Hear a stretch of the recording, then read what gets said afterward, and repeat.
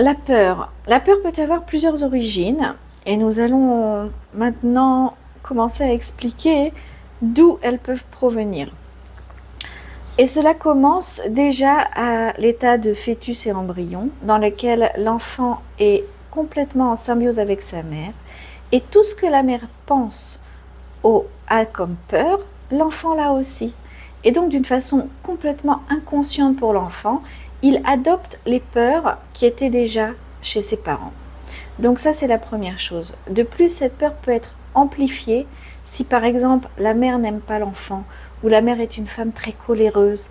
Et à ce moment-là, l'enfant en permanence ressent ses colères, ressent ce non-amour, se ressent rejeté déjà dans le ventre de la mère, ce qui, bien entendu, n'aidera pas à l'âge adulte.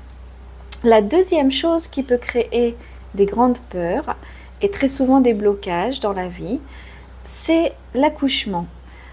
Pendant 9 mois, l'enfant est tranquillement dans le ventre de la mère et tout à coup, sans savoir pourquoi, sans comprendre, sans explication, à moins que la mère explique à l'enfant avant qu'il y ait l'accouchement, donc sans comprendre, l'enfant est jeté dehors.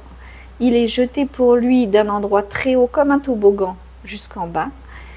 Et donc, cela peut créer des peurs de séparation, des peurs de changement, des peurs de hauteur, plein de sortes de peurs, des peurs d'être seul, d'être abandonné.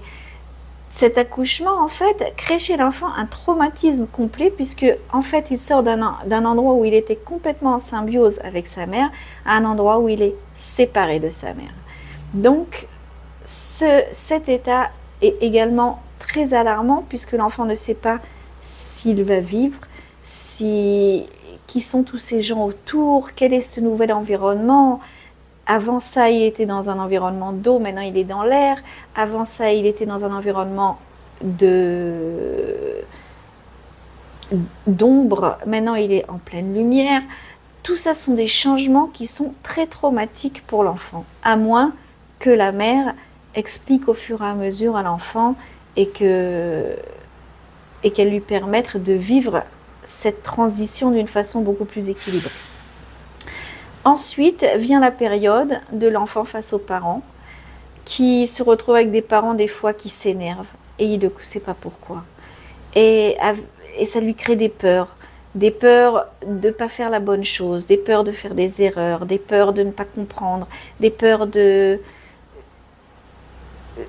d'être en situation de danger, des peurs d'être en situation avec des gens qui sont considérés presque comme des ennemis des fois.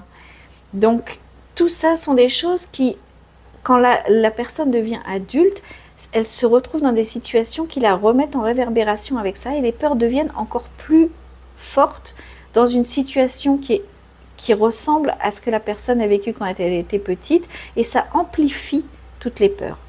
Et bien entendu, ensuite, les peurs que l'enfant rencontre avec le tissu social, avec les enfants qui sont généralement pas très doux quand ils sont petits, qui ont aussi vécu des choses violentes, donc qui reproduisent aussi des choses violentes, des relations sociales qui des fois ne sont pas très sympathiques ou équilibrées, où l'enfant prend des décisions qui sont des décisions d'enfant, qui n'a pas pu exprimer, qui n'a pas pu concerter avec des adultes ou comprendre en fait quels étaient les enjeux. Et ces attitudes, jusqu'à l'âge adulte, la personne les garde et fonctionne avec elles. Donc quand il se passe quelque chose de mauvais en tant qu'adulte, il est très important de comprendre qu'est-ce qui est mauvais, qu'est-ce qui a créé en nous ce comportement extérieur qui nous agresse et de quelle façon nous pouvons changer notre comportement et voir la chose d'une façon complètement différente et réagir d'une autre façon et également comprendre nos peurs pour pouvoir changer. D'une façon générale, il ne faut pas avoir peur de nos peurs. Ça veut dire qu'en fait, notre subconscient ne permettra pas que nous atteignions des endroits où nous allons nous mettre en danger.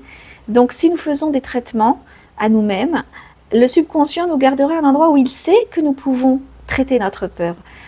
Mais malgré tout, si vous avez peur de traiter ces peurs, alors il sera bon aussi de se tourner vers d'autres personnes qui pourront vous aider. En tout cas, vivre avec ces peurs, c'est dommage. Ce sont des peurs d'enfants qui sont en nous. Ce sont des peurs de traumatismes que nous avons vécus en tant que bébé, en tant qu'enfant. Et aujourd'hui, nous pouvons les éliminer et nous pouvons vivre d'une façon beaucoup plus harmonieuse.